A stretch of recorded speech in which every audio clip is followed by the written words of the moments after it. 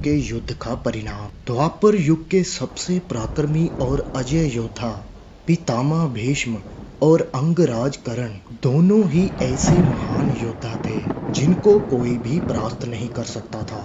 इन दोनों के गुरु भगवान परशुराम थे, यानी यह दोनों गुरु भाई थे। अगर आप सच्चे भक्त हो तो ये वीडियो अंत तक जरूर देखेंगे।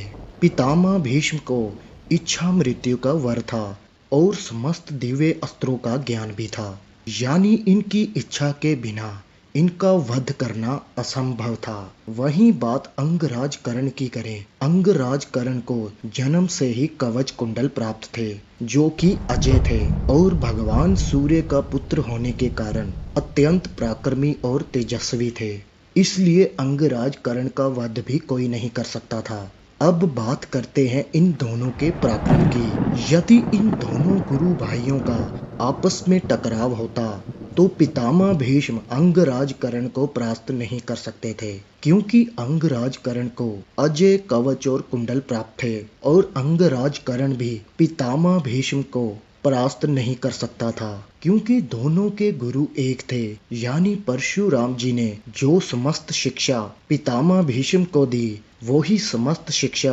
अंगराज कर्ण को भी दी। यानी इन दोनों के पराक्रम की बात करें, दोनों ही एक समान थे। अगर इन दोनों में युद्ध होता तो जाहिर सी बात है इन दोनों में से कोई भी विजेता नहीं होता, क्योंकि दोनों ही अजय थे। पितामह भीष्म के हर अस्त्र का तोड़ अंगराज कर्ण के पास था और अंगराज कर्ण के हर अस्त्र का तोड़ पितामह भीष्म के पास था। यदि दोनों में युद्ध होता तो यह युद्ध समाप्त नहीं होता, बल्कि समस्त दिव्य अस्त्रों से भूलोक का विनाश अवश्य हो जाता।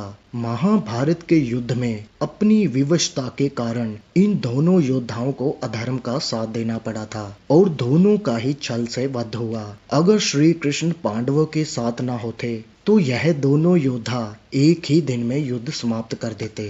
पांचों पांडवों में इन दोनों का सामना कोई भी नहीं कर सकता था। देवराज इंद्र धोखे से कवच कुंडल लेना, पितामह भीष्म का वध शिखंडी को धार बनाकर छल से किया गया। तो भक्तों, ये थी इन दोनों के पराक्रम की गाथा। तो भक्तों, आपने कमेंट्स में जरूर बताना है अगर इन दोनों योद्धाओं का युद्ध होता तो उसका क्या परिणाम होता। हमारे हिसाब से इन दोनों में से कोई भी विजेता नहीं होता। इस वीडियो को लाइक कीजिए, शेयर कीजिए और हमारे चैनल को सब्सक्राइब कीजिए। साथ में बेल आइकन जरूर दबाएं ताकि ऐसी धार्मिक वीडियो मिलती रहे सबसे पहले।